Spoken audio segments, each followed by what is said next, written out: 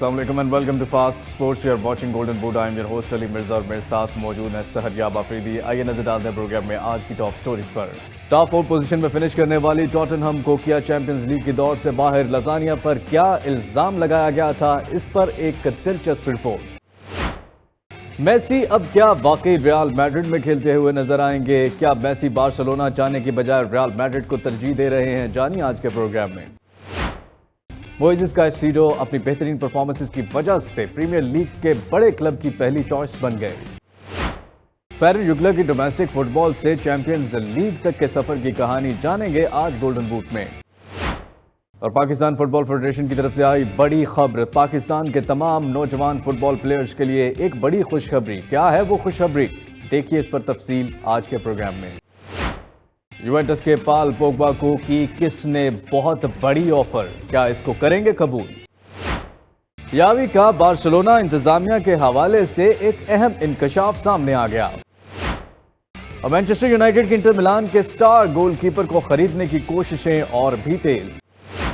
नासिर खलीफी ने तो Kylian Mbappe के बारे में खामोशी तोड़ दी, लेकिन उसके बावजूद भी कहां पर किलियन एम्बापे का बहुत ही शानदार इस्तकबाल हुआ।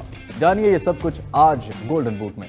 प्रोग्राम का आगाज करेंगे एक ऐसी टीम की कहानी से जो टॉप 4 में फिनिश करती थी और जिसने बहुत बड़े मार्के सर अंजाम दिए, लेकिन 2005 में कुछ ऐसा हुआ कि वो टॉप 4 में फिनिश नहीं कर पाई। और हम बात कर रहे हैं टॉटनहम की। अफरीदी, लजानिया के ऊपर एक बहुत बड़ा इल्ज़ाम लगा और वो इल्ज़ाम था खाने में जहर मिलाने का। इसमें कितनी सच्चाई थी और क्या ये वाकया हुआ था, आइए आपको दिखाते हैं। आपने शिकस्त के पीछे इतनी दिलचस्प और अजीब कहानी आज तक नहीं सुनी होगी। ये सीजन 2005 और 6 का आखिरी दिन था। टॉटनहम का मुकाबला चौथी पोजीशन के लिए आर्सेनल के साथ हो रहा था। वो चैंपियंस लीग तक पहुंचने के लिए कुछ भी कर जाने को तैयार थे। टॉटनहम ने अपने आखिरी मैच में 1 पॉइंट की लीड हासिल की थी। वो जानते थे कि आर्सेनल के मुकाबले अगर वो बेहतर खेल पेश कर गए तो वो टॉप यूरोपियन कंपटीशन के लिए 1962 के बाद पहली मर्तबा कामयाब होंगे। चैंपियंस लीग तक पहुँचने के लिए इनकी जिद्दोजहद तवील हो चुकी थी। इंग्लिश प्रीमियर लीग में चौथी और 5वीं पोजीशन से जुड़ी एक कंडीशन ने इस सारे ड्रामे का असर डबल कर दिया था। उस सीजन आर्सेनल चैंपियंस लीग के फाइनल में पहुंच चुकी थी, जहां इसे बार्सिलोना से मुकाबला करना था। चौथी और 5वीं पोजीशन के लिए मैच का नतीजा इनके लिए इतना ज्यादा अहम नहीं था। वो हार भी जाते तो चैंपियंस लीग में इनकी पोजीशन पर इंग्लिश प्रीमियर लीग की रैंकिंग से कोई फर्क नहीं पड़ता था। उस वक्त भी यूएफए के रूल्स के मुताबिक इंग्लिश प्रीमियर लीग की पहली 4 टीमों को ही चैंपियंस लीग में खेलने की इजाजत थी। वो टॉटनहम को पॉइंट्स की बुनियाद पर आउट प्ले कर सकते थे।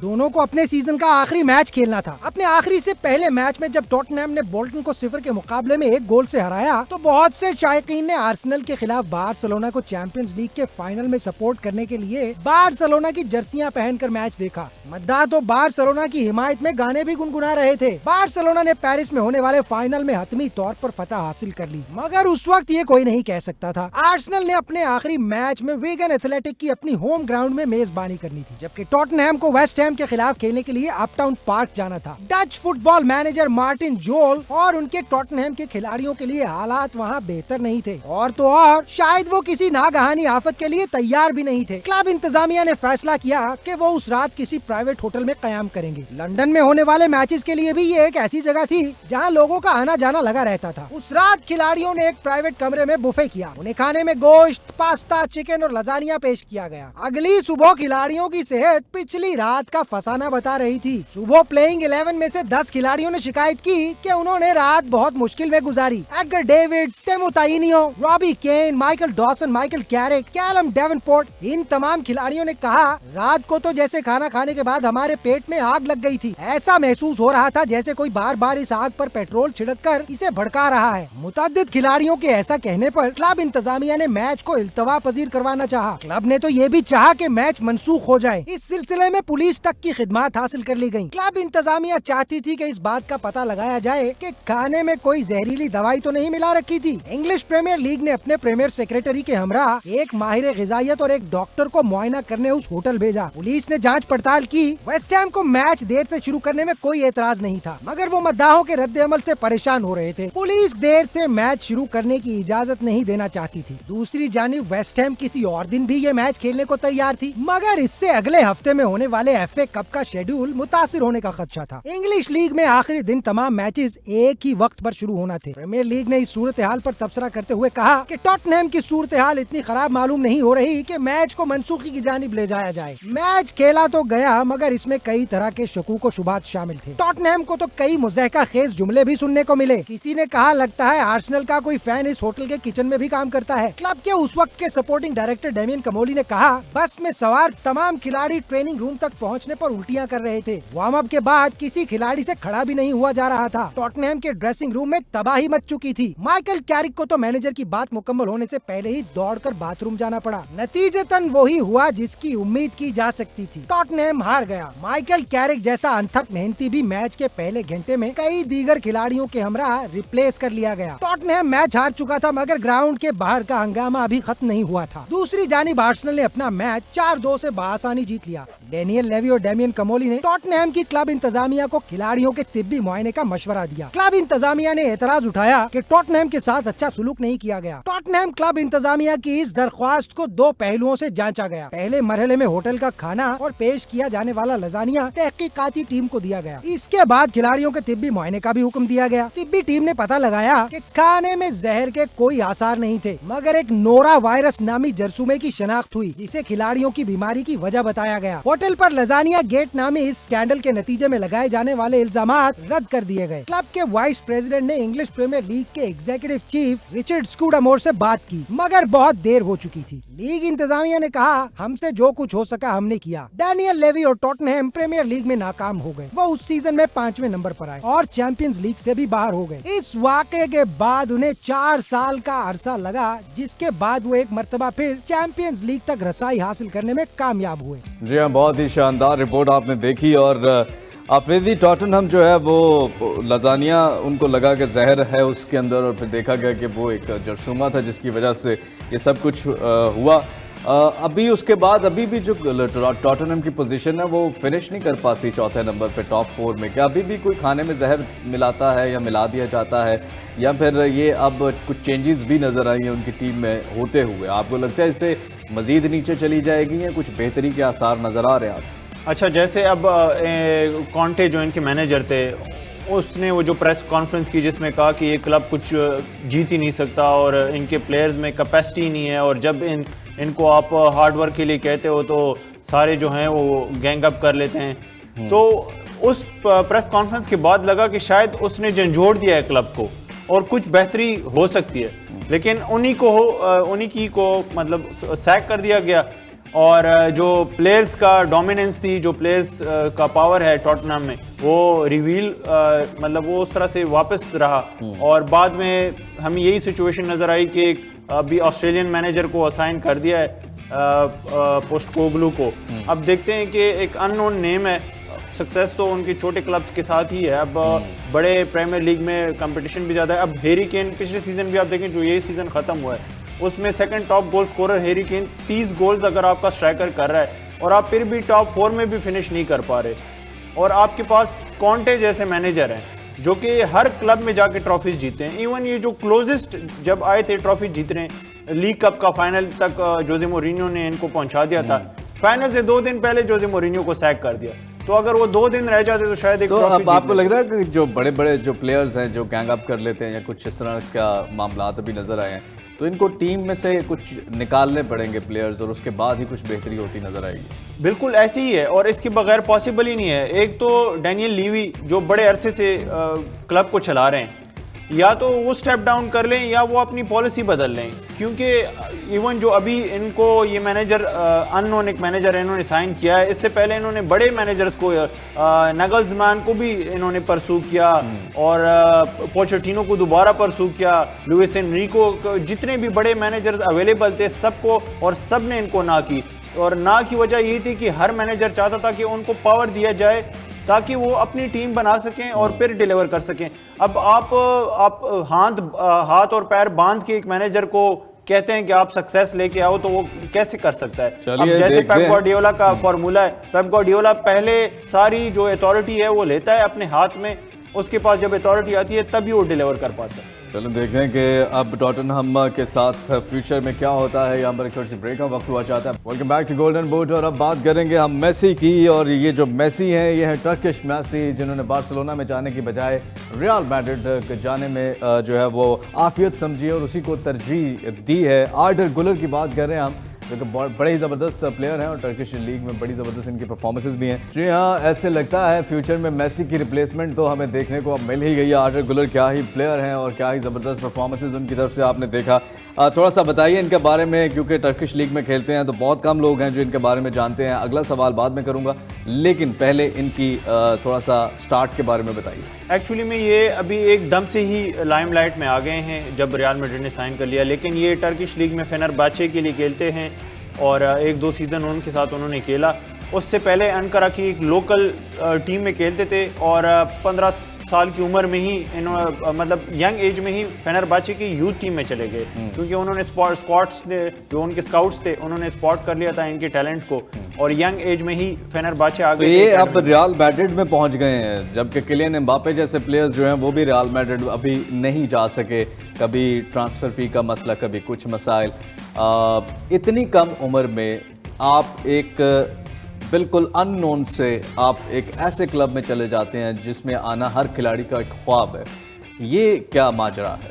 एक्चुअली में ये वाकई में पॉसिबल करना और पुल ऑफ करना कि आप 18 साल की उम्र में ही, जब फरवरी में अभी इसी पिछले महीने फरवरी में ये 18 साल के हुए हैं और इतनी कम एज में रियल मैड्रिड में बहुत ही कम जो स्टार हैं वो गए हैं। अगर गए भी हैं तो मतलब सक्सीड नहीं कर पाया। रोनाल्डो, जितने भी लेजेंड्स रियल, क्योंकि रियल मैड्रिड की एक पॉलिसी है कि वो जब प्लेयर इस्टेब्लिश हो जाता है, जब रियल मैड्रिड में खेलने के काबिल हो जाता है तब ही लेते हैं। अब 18 साल में इनकी इस लेवल की स्किल्स हैं कि इनको टर्किश मेसी भी कहा जाता है और इनको ओजिल की रिप्लेसमेंट भी कहा जाता है, क्योंकि ओजिल भी टर्किश रूट्स का प्लेयर था।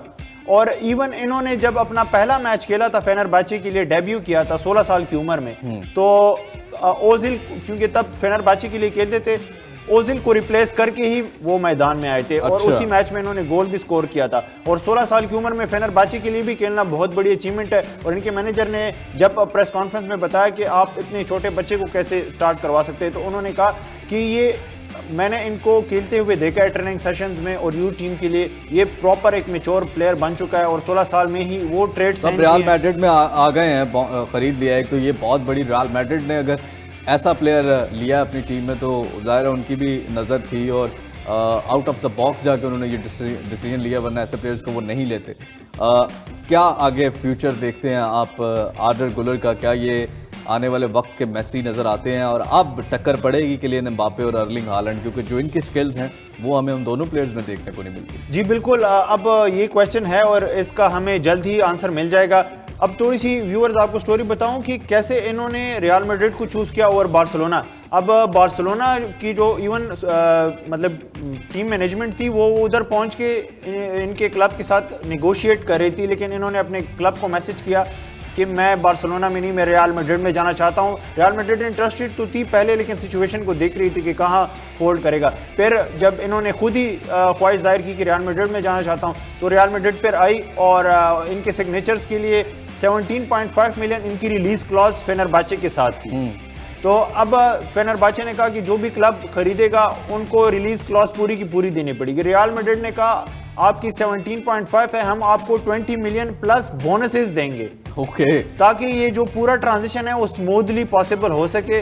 तो आप देखें कि इतने मतलब सारे जो कुछ नजर आया है फिर रियल मैड्रिड जैसे क्लब को इस खिलाड़ी में, और इनसे फिर आगे बड़ी फतूहात भी नज़र आ रही हैं रियल मैड्रिड को, तभी जो है वो ज़्यादा पैसे देने के लिए भी तैयार हैं। स्टैट्स पे एक नज़र डालते हैं, आर्डर गुलर के स्टैट्स जो हैं वो क्या हैं, और ये आप देख रहे हैं इसमें मैचेस जो खेले हैं उन्होंने सुपर लीग, टर्किश लीग के लिए 20 हैं, आप उसमें यूरोपा लीग के लिए भी देख रहे हैं 6 मैचेस हैं, मिनट्स जो प्लेड हैं वो भी देख रहे हैं, 4 गोल हैं, सुपर लीग में 1 गोल, यूरोपा लीग में है, असिस्ट भी देख रहे हैं। असिस्ट में आपने अगर वीडियो में भी देखा हो तो बहुत ही शानदार असिस्ट इन्होंने किए हैं, 20 असिस्ट हैं सुपर लीग में, 6 जो है वो यूरोपा लीग में हैं, और बाकी आप स्टैट्स भी देख रहे हैं। बिल्कुल यंग एक बॉय अफरीदी, और अब रियल मैड्रिड की टीम में ये जा रहे हैं। लेट्स सी वहाँ पे इनका फ्यूचर अब किस तरह से मज़ीद ग्रो करता है और ग्लो करता है। और क्या वाकई हमें टर्किश मैसी जो है वो एक्चुअल मैसी की तरह खेलते हुए रियल मैड्रिड में भी नज़र आएंगे।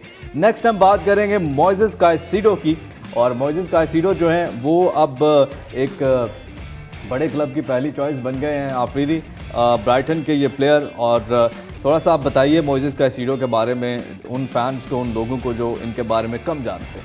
जी व्यूअर्स, मोइसेस काइसेडो की स्टोरी बहुत ही दिलचस्प और इंटरेस्टिंग है। ये वो स्टोरी है जिसको कहते हैं फ्रॉम रैग्स टू रिचेस। अच्छा। इनके जो फादर थे वो एक रिक्शा ड्राइवर थे, और इनकी जो मदर थी वो लोगों के कपड़े धोती थी ताकि अपने बच्चों को, जो 10 बच्चे थे, उनको फूड प्रोवाइड कर सके। और ये 10th नंबर पे थे अपने सिबलिंग्स में। तो बहुत ही मतलब गुर्बत थी। और एक दिन ये अपने बाकी भाइयों के साथ ये हैं इक्वाडोर के, और वर्ल्ड कप में भी हमने देखा बहुत ही शानदार परफॉर्मेंस ब्राइटन के लिए तो खेलती ही हैं। तो फिर एक दिन ये फुटबॉल जो थी वो दीवार के साथ खेल रहे थे और फुटबॉल दीवार पे मार रहे थे। तो एक लोकल कोच था जिसका नाम इवान गुएरा था, वो उधर से गुजरा था। तो उन्होंने देखा कि एक बच्चा जो है इतनी कम उम्र में दोनों पैरों से इतनी खूबसूरत तरीके से शूट्स मार रहा है दीवार पे। तो उन्होंने उसको कहा कि आओ मेरे साथ मेरी क्लब में खेलो, और वो फिर प्रॉपर उसको लेके जाता था एकेडमी में भी। और क्योंकि ये स्लीपी हेड था, मतलब इसको नींद बहुत ज़्यादा आती थी, तो इसके घर सुबह 6 बजे पहुंच के इसको उठाना भी है कि उठो बस आ गई है। सबसे लेट 2 घंटा उठाने में लगते थे बस पे बैठने के लिए, फिर सबसे लेट यही होता था। चलिए मजीद आपसे जाने के, लेकिन ये बड़े इंटरेस्टिंग प्लेयर जिनकी ये बात बता रहे हैं आफरीदी, मोइसेस काइसेडो, आप बता रहे थे इस तरह फिर उनको दोनों पैरों से खेलते हुए देखा, फिर उनको ले गए अपने क्लब में। उसके बाद फिर क्या कहानी थी? फिर उसके बाद उन्होंने जो इवन दूसरे प्रोविंसेस में टूर्नामेंट्स हुआ करते थे उसमें खिलाया, और बाकी फिर इंडिपेंडिएंटे उनके। अच्छा, आप कह रहे थे स्लीपी हेड थे ये, इनको पहले ही पहुंच जाते, सुबह 6 बजे पहुंच जाते थे ताकि ये उठाने में भी इनको 1-2 घंटे लगे। लेकिन ग्राउंड में हमें नहीं नजर आते स्लीपी हेड, वहां पे तो बड़े जबरदस्त टैकल्स करते हैं। बिल्कुल वाकई में, और ग्राउंड में ये बिल्कुल अपोजिट है, क्योंकि ये बहुत ही इनको कहा जाता है कि वन ऑफ द कामेस्ट और सरियल प्लेयर हैं कि हर टाइम एक्टिव रहते हैं। और आप देखें कि जब आप स्टैट्स भी व्यूअर्स को दिखाएंगे तो उसमें उसके नंबर सामने आ जाएंगे।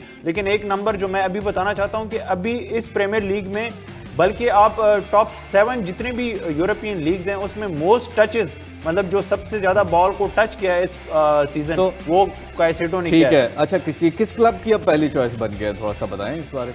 एक्चुअली में चेल्सी, जो आर्सेनल जनवरी ट्रांसफर विंडो में उन्होंने बहुत कोशिश की थी इनको खरीदने की, और तब इन्होंने कह भी दिया था कि मैं आर्सेनल जाना चाहता हूं ब्राइटन को। फिर ब्राइटन के मैनेजमेंट ने इनको बिठाया और कहा कि हमने आपके ऊपर इन्वेस्ट किया है, हम आपको उधर से लेके आए हैं, और ऐसे आपकी जो ख्वाहिश होगी आप उसी क्लब में जाना, लेकिन आप हमारे साथ कॉन्ट्रैक्ट रिन्यू करो ताकि हमें भी तो कुछ बेनिफिट मिले। हम आपको समर में जाने देंगे, अभी मत जाएं, अभी कॉन्ट्रैक्ट रिन्यू करें, और आपको फिर हम समर के दौरान बेचेंगे ताकि हमें भी प्रॉफिट मिले, और आप जहां जाना।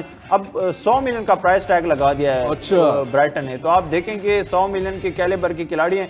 एक ऐसा बच्चा जो बहन भाइयों में 10वें नंबर पे था और जिसकी वालदा जो है वो घर का खर्चा चलाने के लिए आफरीदी लोगों के घरों में कपड़े धोया करती थी और वालिद जो है वो रिक्शा चलाया करते थे। अब वो एक ऐसी क्लास में है कि 100 मिलियन जो है उसकी वो फीस रखती है। ये 4-5 साल से भी कम अरसे में सब कुछ पॉसिबल, सिर्फ मेहनत और हार्ड वर्क और पैशन की वजह से। बिल्कुल, बहुत ही शानदार। स्टैट्स पे एक नजर डालते हैं मोइसेस काइसेडो के, और स्टैट्स आपको दिखाते हैं। आप देख रहे हैं टोटल टैकल्स, आप देख रहे हैं 100 है ब्राइटन के लिए, इनके इंटरसेप्शंस 56 है, बॉल रिकवरीज जो है वो 248 है, और क्लियरेंसेस कंप्लीट जो की है वो 25 है, और फोरहेड पासिंग जो है वो 24.67 है, और बेहतरीन स्टैट्स। और अब चेल्सी में जा रहे हैं, फिर आपको ये आर्सेनल वाला क्या हुआ, नहीं गए फिर समर में? नहीं, वो जनवरी ट्रांसफर विंडो में आर्सेनल के साथ, क्योंकि 65 मिलियन तक आर्सेनल जा रही थी पे करने के लिए। और ये स्टैट्स वैसे जो व्यूअर्स को मैं बताता चलूं कि अभी जो आपने स्टैट्स दिखाए हैं, ये इवन अगर आप कंपेयर करके देखें ना, पूरे जितने भी मिडफील्डर्स हैं उसमें one of the highest performance अगर है तो मोइसेस काइसेडो और डेक्लन राइस, ये 2 प्लेयर्स हैं इस कैलिबर में आते हैं, जो रॉड्री और जितने भी इवन ट्रेबल जीतने वाले खिलाड़ियों की फहरिस्त है उसमें टॉप 2 में आते हैं। बिल्कुल, बहुत ही ज़बरदस्त। और चेल्सी में फिर अब जा रहे हैं आप, क्या कि वो विंडो बंद हो गई, उन्होंने 65 की ऑफर की, उन्होंने तो चेल्सी ने अब डेक्लन राइस कितने खरीद दिए? लिया है। अब ऑब्वियसली चेल्सी जो है वो ज़्यादा करीब है इनको साइन करने के लिए, लेकिन ये है कि चेल्सी कह रही है कि हम 100 मिलियन नहीं दे सकते, आप थोड़ा सा नीचे आए। अब देखते हैं कि दोनों क्लब्स कहाँ पे आके फाइनल एग्रीमेंट करते हैं। ये तो इन्होंने तो बता दिया था कि मैं एक बड़े क्लब में जाना चाहता हूँ, और बड़े क्लब सिर्फ चेल्सी नहीं, बाकी भी सारे बड़े क्लब्स जो हैं वो इनके सिग्नेचर्स लेने के लिए एक तरह से मुतहर्रिक हैं। बिल्कुल, लेट्स सी मोइसेस काइसेडो हमें चेल्सी में खेलते हुए नजर आएंगे या किसी और बड़े क्लब में खेलते हुए नजर आएंगे, लेकिन आएंगे ज़रूर, और किसी बड़े क्लब में ही नजर आएंगे। अब हम बात करेंगे फारन जुकला की, और फारन जुकला की डोमेस्टिक से चैंपियंस लीग तक। फारन जुकला के आफरीदी बताइए ज़रा इनकी भी कहानी, ये भी मोइसेस काइसेडो की तरह इनकी कुछ दिलचस्प कहानी है, या थोड़ा वो मुंह में सोने का चम्मच लेकर ही पैदा हुए थे? नहीं, ना मुंह में सोने का चम्मच लेके पैदा हुए थे, और ना ही इतनी गुर्बत में पैदा मट्टी हुए का थे पैदा हुए थे, ठीक है, बीच में सिल्वर का चम्मच था यानी, ठीक है, दरमियान में थे। एक्चुअली में इनकी जो स्टोरी है वो कैटेलोनिया सूबा जो है स्पेन का, अच्छा, उसके एक छोटे से गांव में है, और वह गांव जो है पूरा जो है डिस्ट्रिक्ट वो फार्मर्स और खेती बाड़ी के लिए मशहूर है। और इवन इनके करंट भी जो बेस्ट फ्रेंड है वो अभी भी जो है ट्रैक्टर चला के जो है वो फार्मिंग करते हैं, इन्होंने अपने रिसेंट इंटरव्यू में बताया। तो शुरू में जो था वो इनका स्टार्ट कुछ अच्छा नहीं था, एक छोटे से क्लब के लिए खेलते थे, फिर अच्छी परफॉर्मेंसेस के बाइस पे जो लोकल क्लब है बार्सिलोना के साथ एस्पानियोल, उन्होंने इनको ख़रीदा। लेकिन वहाँ पे जाके जब उन्होंने इनका ट्रायल लिया कुछ अरसा, कुछ महीने खेला, तो उनको पसंद नहीं आया, उन्होंने किया उनका कॉन्ट्रैक्ट एक तरह से एलिमिनेट कर दिया, और इनको कहा कि आप का लेवल नहीं है हमारा प्लेयर्स का। तो फिर ये वापस गए, और विक एक क्लब के लिए इन्होंने, एक छोटा सा क्लब था, वहाँ से दोबारा से शुरुआत की, वहाँ पर अच्छी परफॉर्मेंस दी। फिर सेंट एंड्रयू हिम्मत नहीं हारी और पैशन अपना वैसे ही रखा और हार्ड वर्क करते रहे, और उसकी वजह से जो है वो दोबारा जो है। और अब कहाँ पे खेलते हैं अब ये? एक्चुअली में ये 3-4 साल पहले 8th tier of Spanish football में खेलते थे। मतलब आप देखें कि एक प्रीमियर लीग है, वो लेवल 1 है, मतलब आप एक्सट्रीम लेवल ऊपर सबसे ऊपर में खेलते हैं। उसके बाद आप 7 टियर नीचे चले जाएं तो यहाँ पे ये खेलते थे, और वहाँ से आके फिर ये बार्सिलोना बी के लिए इनका सेलेक्ट। अच्छा, एक टाइम पे इनका इतना फाइनेंशियल क्राइसिस था, करंटली जो एक क्लब के लिए खेलते थे लोकल सेंट एंड्रयू के लिए, और लोबो जो कि अभी करंटली जावी के टीम का पार्ट है मैनेजमेंट का बार्सिलोना में, इन्होंने इनको उस क्लब में लेके गए और उन्होंने बड़ी फाइनेंशियल हेल्प की। वो जावी के साथ कतर जब जावी मैनेज करने गए थे तो उधर गए, और फिर वहाँ से इनको, क्योंकि 700 यूरोज जो थे वो इनको मंथली सैलरी मिलती थी, जिसमें इनका एकोमोडेशन का खर्चा नहीं होता था, बस सिर्फ फूड का एक्सपेंस चल रहा था। अब कहाँ पे हैं? अब किस क्लब के लिए जो है वो खेलते हैं? अब क्लब ब्रूज के लिए इन्होंने आउटस्टैंडिंग परफॉर्मेंस पिछले सीजन व्यूअर्स दी, और क्लब ब्रूज को बड़े अरसे बाद ग्रुप स्टेजेस से निकाल के चैंपियंस लीग में नॉकआउट तक पहुंचा दिया। बिल्कुल, और अभी क्लब ब्रूज में ही जो है वो खेलते हैं। जी, अभी करंटली क्लब ब्रूज के लिए खेलते हैं, लेकिन सीरिया के क्लब्स भी इनको अप्रोच कर रहे हैं और बार्सिलोना लेने के लिए। जी हाँ, बिल्कुल, ये फारन जुकला की कहानी हो, जहाँ पर एक छोटी सी ब्रेक का वक्त हुआ चाहता है। Welcome back to golden board, और हमारे साथ स्टूडियो में ज्वाइन कर चुके हैं मौज अहमद, स्पोर्ट्स जर्नलिस्ट हैं, पाकिस्तान की डोमेस्टिक में काफ़ी गहरी नज़र है, और दोबारा से खुशामदीद कहते हैं आपको माज। चले, हम बात कर रहे थे और शायद किसी ने सुन लिया, और एक खुशी की खबर हमें मिल ही गई। हम अभी पिछले शोज़ में ही ये बात करते कि पाकिस्तान की फेडरेशन क्या कर रही है फुटबॉल की, और आप भी थोड़ा हैरान थे कि आप क्या बताएं कि क्या कर रही है, लेकिन अब एक खुशखबरी मिली है, और वो ये है कि ऑल पाकिस्तान डिस्ट्रिक्ट जो है वो फुटबॉल चैम्पियनशिप का ऐलान उन्होंने कर दिया है। थोड़ी सी इनसाइड स्टोरी बताए, ये डिस्ट्रिक्ट का ऐलान हुआ है, क्या है इसमें, क्या इजला है, कैसे ये इसको जो है वो एक बनाई गई है इसकी शक्ल? जी, बहुत खुशाइंद है, और ऑल पाकिस्तान डिस्ट्रिक्ट चैम्पियनशिप का ऐलान हो चुका है, इससे तो बेहतर और कुछ नहीं हो सकता। लेकिन इस खबर के हवाले से जो पस पर्दा हकायक हैं वो उनको जानना भी ज़रूरी है। इसकी जो इंतज़ामी तकसीम है, अब आप ये देखें कि ये ऑल ओवर पाकिस्तान, तमाम सूबों से, तमाम डिस्ट्रिक्ट से, और इंक्लूडिंग फेडरली जो एडमिनिस्ट्रेटिव ट्राइबल एरियाज़ हैं, गिलगित बल्तिस्तान है जी, वो भी सारे इंक्लूडेड हैं। अगर 4 सूबों की तकसीम देखी जाए तो तकरीबन 112 जो है वो अजला बनते हैं, तकरीबन 27 डिवीजन हैं, और बाकी जो फाटा और गिलगित बल्तिस्तान, आज़ाद कश्मीर, इन सब की डिविजन्स को, डिस्ट्रिक्ट्स को इंक्लूड किया जाए तो इट्स मोर देन 140। अच्छी बात ये है कि तालीमी इदारे, मकामी क्लब्स, यूनिवर्सिटीज़ एग्जैक्टली सबसे, क्योंकि HEC भी एक बड़ा इंपॉर्टेंट मेंबर है फेडरेशन का, उसका बड़ा अहम वोट है, और ऑब्वियसली आपने देखा होगा क्रिकेट हो, कोई भी खेल हो, यूनिवर्सिटीज़ का, तालीमी इदारों का उसमें एक बड़ा कलीदी किरदार है, बड़ा टैलेंट वहाँ से लिया जाता है और लोग वहाँ से निकलकर बड़े नेशनल टीम्स में आते हैं। तो अभी ये समझना भी ज़रूरी है कि ये जो स्क्रूटनी का अमल अभी शुरू किया गया है, ये तीसरी टियर को डेवलप करने के लिए किया गया है। अच्छा, इससे थर्ड टियर डेवलप होगी जो ए डिवीज़न लीग है।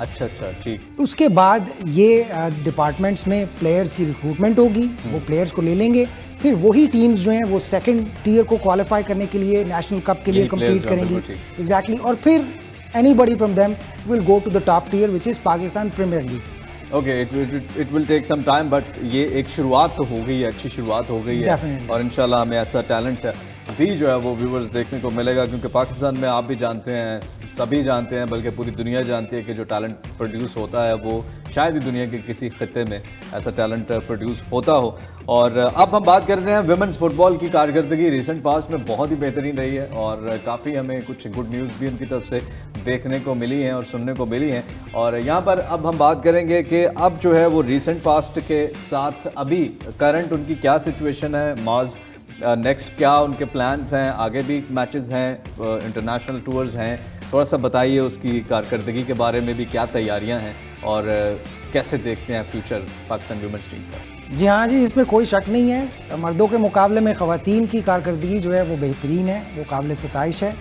वो सऊदी अरेबिया के साथ बराबर कर चुके हैं। अब अगर आप माजी की परफॉर्मेंसेस के तनाजुर में देखें तो ताजिकिस्तान से जीते भी हैं जी, फिलिपाइन से हारे हैं, बट इवेंचुअली अगर आप ओवरऑल उनकी परफॉर्मेंस देखें तो it's not as bad as it was expected. Okay, उन्होंने सरप्राइज़ किया है और बहुत मैं तो उनको मैंने बल्कि पूरी कौम ने उनकी कारकर्दगी को सराहा है जी। अब ये जो फ्रेंडली मैचेस हैं सिंगापुर के अगेंस्ट, जो 2 फ्रेंडली मैचेस हैं, इस सिलसिले में पहले किर्गिज़स्तान और मॉरिशस को भी कांटेक्ट किया गया था फेडरेशन की जानिब से, बट आई थिंक अदम दस्तयाबी की वजह से या कोई स्केजुअल क्लैश था, आई डोंट नो व्हाट, अभी इस हवाले से तो हक़ाइक़ सामने नहीं आए, लेकिन उन्होंने अदम दस्तयाबी जाहिर की तो सिंगापुर ने दस्तयाबी ज़ाहिर कर दी। अच्छा, अब उधर जो है वो एग्जैक्टली ये किस तारीख को, 15 जुलाई से शुरू हो रहे हैं? 2 मैचेस जो हैं वो 13 से 19 जुलाई के दरमियान खेले जाएंगे। पहला मैच जो है वो मोस्ट प्रोबेबली 15 जुलाई को खेला जाएगा और the second match is expected on 18th of July. Okay, माज मुझे ये भी बताइए कि फेडरेशन जो है वो किस तरह से ये सारे प्लान्स करती है, जिस तरह इंटरनेशनल विमेंस के मैचेस उन्होंने प्लान किए हैं, मेंस के भी जिस तरह डिस्ट्रिक्ट का भी ऐलान कर दिया है, क्या इनका स्ट्रक्चर क्या है, किस तरह से इन्वॉल्वमेंट होती है और कौन ये प्लान्स आगे फिर मतलब कितने प्लान्स किए जाते हैं इंटरनेशनल, कौन डिसाइड करता है और किस तरह से ये अवेलेबिलिटी मिलती है, इसके बारे में थोड़ा मुझे बताइए, जो इंतज़ामी ढांचा है फेडरेशन का। ये फेडरेशन की जो मैनेजमेंट है वही डिसाइड करती है। प्रेसिडेंट होता है सबसे पहले तो फेडरेशन का, फिर उसके नीचे 3 वाइस प्रेसिडेंट होते हैं and then there are other members. अब टोटल जो मेंबर्स हैं वो 26 हैं, जिनमें 3 जो हैं वो सूबाई मैनेजमेंट से आते हैं, उनकी रिप्रेजेंटेशन होती है, 3 मेंबर्स होते हैं हर सूबे के, और उसके बाद फिर डिपार्टमेंट्स के होते हैं, हायर एजुकेशन कमीशन है, आर्मी है, वापडा है, पाकिस्तान एयरफोर्स है और इस तरह जो और दीगर मेंबर हैं। अब प्रेसिडेंट बनने के लिए 2/3 अक्सरियत आपको चाहिए होती है। अच्छा। इन्हीं मेंबर्स से आप वोट्स जो हैं वो लेते हैं और फिर आप सदर मुंतखब होते हैं। ठीक है, जैसे इंटरनेशनल जो तरीकाकार है ऑलमोस्ट वैसे ही है। Exactly, we are no different than the international infrastructure जो है, और बिल्कुल उसी तरह की इंतज़ामी तकसीम है। और अभी ये है कि फेडरेशन का जो इल्हाक है वो है एशियन फुटबॉल कन्फेडरेशन से, अच्छा, पाकिस्तान ओलंपिक एसोसिएशन से और पाकिस्तान स्पोर्ट्स बोर्ड से। अब जब हम पाकिस्तान स्पोर्ट्स बोर्ड की बात करते हैं तो ये तंजीम भी इसके अंदर जो इसकी ज़ेली तंजीमें हैं वो सूबाई तंजीमें हैं, अच्छा, डिस्ट्रिक्ट लेवल की भी तंजीमें हैं। सही, डिस्ट्रिक्ट लेवल पर भी मैनेजमेंट होती है, फिर सूबाई लेवल पर होती है और वो रिपोर्ट करते हैं फिर नेशनल लेवल पे। ओके, बिल्कुल ठीक। और बड़ी ज़बरदस्त आपने इनसाइड हमें जो है वो डिटेल काफ़ी आसानी से बता दी, ताकि जो लोग नहीं भी जानते उनको भी पता चल गया। और मैं यहाँ पर एक बात भी और ऐड करना चाहूँगा कि अभी ये जो डिस्ट्रिक्ट हो रही है ये भी इंटर प्रोविंशियल और इंटर डिस्ट्रिक्ट जो मैनेजमेंट है उसी के ज़ेरे एहतमाम होगी, उसी के ज़ेरे निगरानी होगी।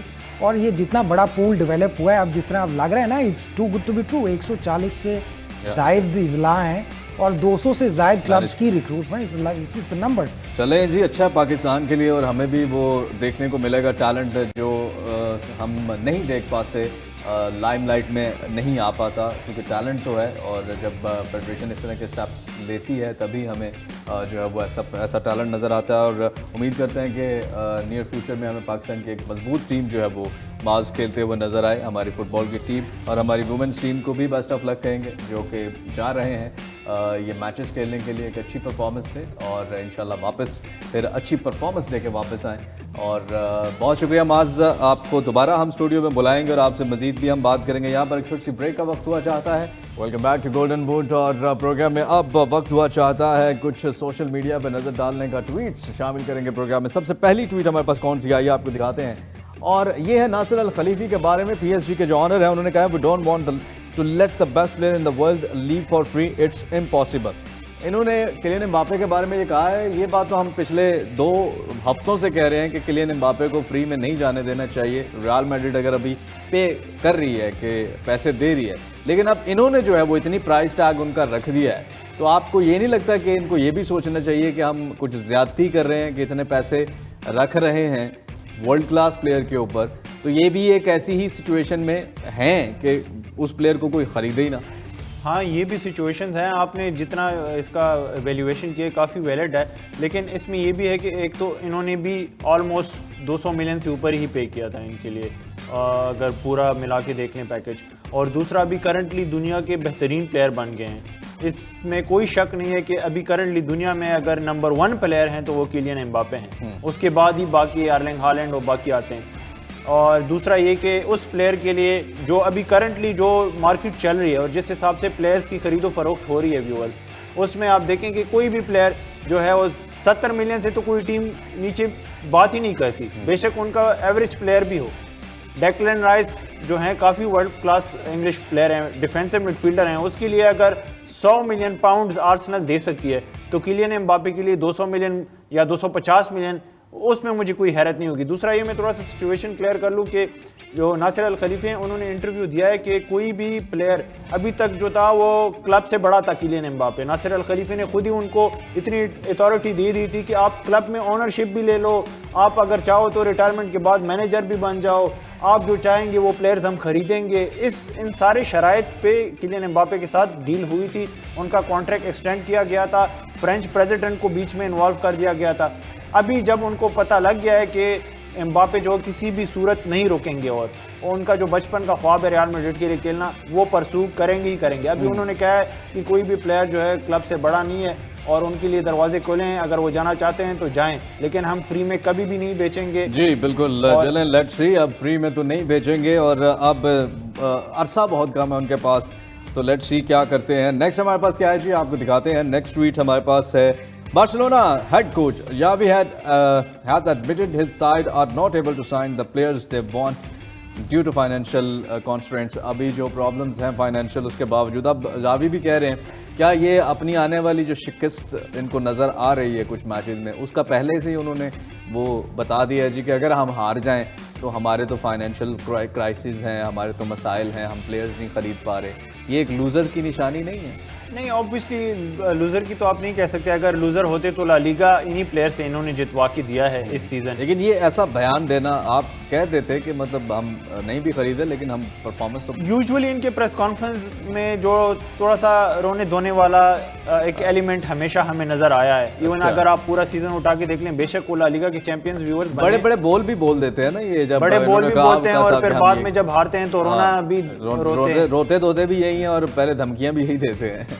तो ये सिचुएशन है, लेकिन उनकी बात बिल्कुल वैलिड है कि उनके पास पैसे ही नहीं है कोई प्लेयर। अब जो प्लेयर्स ये खरीदना चाहते होते इस सीजन, वो जिस प्लेयर के पास भी जाते हैं तो ये आर्सेनल की तरह भी तो कर सकते हैं कि अपने इन्हीं प्लेयर्स को जो है वो बड़ा प्लेयर्स बना दें।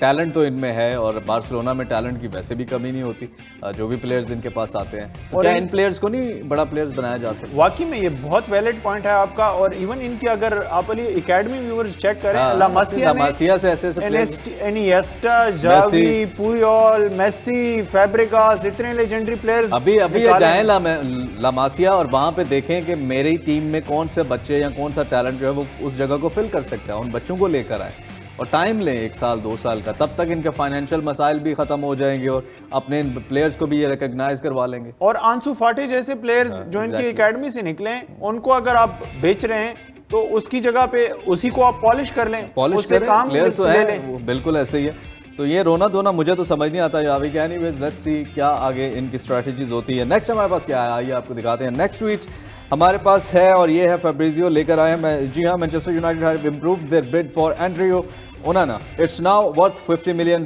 Plus add ons. जी अफरीदी, एक्चुअली में गोलकीपर की जो सिचुएशन थी वो व्यूवर्स हमने आपको बताई थी कि डेहिया के साथ इन्होंने क्या इस तरह किया? का सलूक किया और क्योंकि अब उनकी एक्सटेंशन तो नहीं हो रही, अभी तक कोई फाइनलाइज नहीं हुआ, तो इनको गोलकीपर तो फर्स्ट चॉइस ऑब्वियसली चाहिए।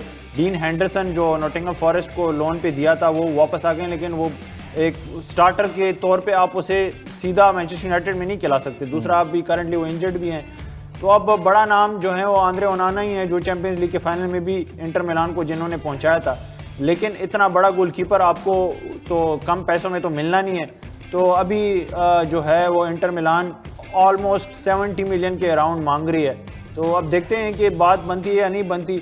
लेकिन अगर फाइनेंशियल क्राइसिस है और आप डेविड डेहिया को सैलरी नहीं दे रहे ज़्यादा, लेकिन आप दूसरी तरफ जो है वो एक एक्सपेंसिव गोलकीपर ले रहे हैं, उसको भी तो सैलरी आपने देनी ही देनी है। बिल्कुल यही तुम समझ नहीं आता। एनीवेज चलें देखते हैं क्या ओनाना का और ये जो है वो डेहिया का फ्यूचर होता है। नेक्स्ट हमारे पास क्या है, आइए आपको दिखाते हैं। और नेक्स्ट ट्वीट में आप देख रहे हैं पॉल पोग्बा को।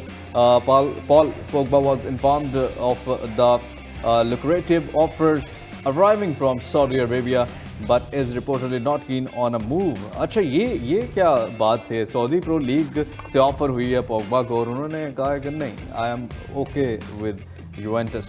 एक्चुअली में अभी ये चाहते हैं यूवेंटस में भी हालात ऐसे हैं, क्राइसिस चल रहे हैं उनके, कभी तीसरी पोजीशन से 15वीं पे जाते हैं, फिर 7वीं पे आते हैं, फिर हाँ। अब इनकी सिचुएशन और यूवेंटस की सिचुएशन बिल्कुल सिमिलर है। ये भी अपना लॉस्ट ग्लोरी जो है वो वापस रीगेन करके फिर अगर वो कहते हैं ना, वो बंदे का एक ईगो आ जाता है कि मैं इस तरह एज अ फेलियर नहीं छोड़ूंगा। अच्छा, तो अब पमेला जो सैडियो माने की तरह अब देखते हैं। लेकिन ज्यादा चांसेस ये हैं कि इनकी जो एजेंट हैं, मीनो रायला इनके एजेंट हुआ करते थे और अब राफेला पेमेंटा है, तो वो काफी एक इंटेलिजेंट खातून है। अवार्ड भी जीता उन्होंने भी पिछले दिनों। हाँ, और उनके सऊदीज और जो गल्फ कंट्रीज में काफी मजबूत लिंक्स भी हैं, तो वो ये डील पुल ऑफ कर सकती हैं। उन्होंने ही इनको बताया है कि ये ऑफर्स हैं, आप इनको एक तरह से देख लें। तो कहाँ पे सऊदी प्रो लीग से आपको लगता है कि जा सकते हैं? वही टॉप 4 टीमें हैं जिसमें अल अहली, अल इत्तेफाक, अल इत्तेहाद, अल नसर और अल हिलाली हैं। वहाँ पे भी तो जाके अपनी परफॉर्मेंसेस दिखा सकते हैं। और अभी तो बड़े प्लेयर्स चले भी गए हैं, तो इनके लिए जो है वो दरवाजे खोले हैं। एनीवेज लेट्स सी क्या डिसीजन लेते हैं। और नेक्स्ट हमारे पास क्या है, जो इस्तकबाल हुआ है, बड़ा शानदार इस्तकबाल, ऐसा इस्तकबाल शायद ही हीरोज़ का होता हो।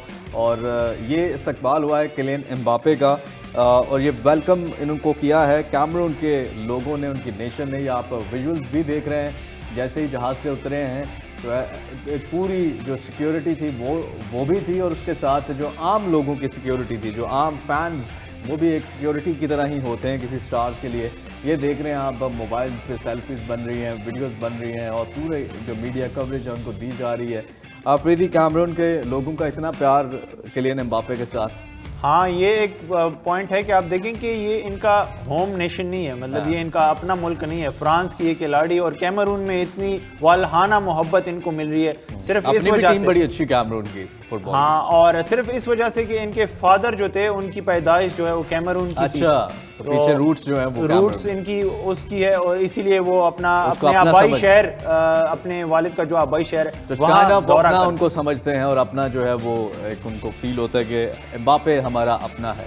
तो बहुत ही ज़बरदस्त वेलकम जो है वो यहाँ पर हमें देखने को मिला। ये कुछ ट्वीट्स थी जो हमने आपके साथ शेयर की हैं, और आज के प्रोग्राम के लिए बस इतना ही। इंशाल्लाह कल आपसे दोबारा मुलाकात होगी गोल्डन बूट में। आप अपना बहुत सा ख्याल रखिए। आज के प्रोग्राम से अपने मेज़बान अली मिर्ज़ा, सहर याब आफरीदी को इजाज़त दीजिए। देखते रहिए fast sports, home of champions. अल्लाह हाफ़िज़।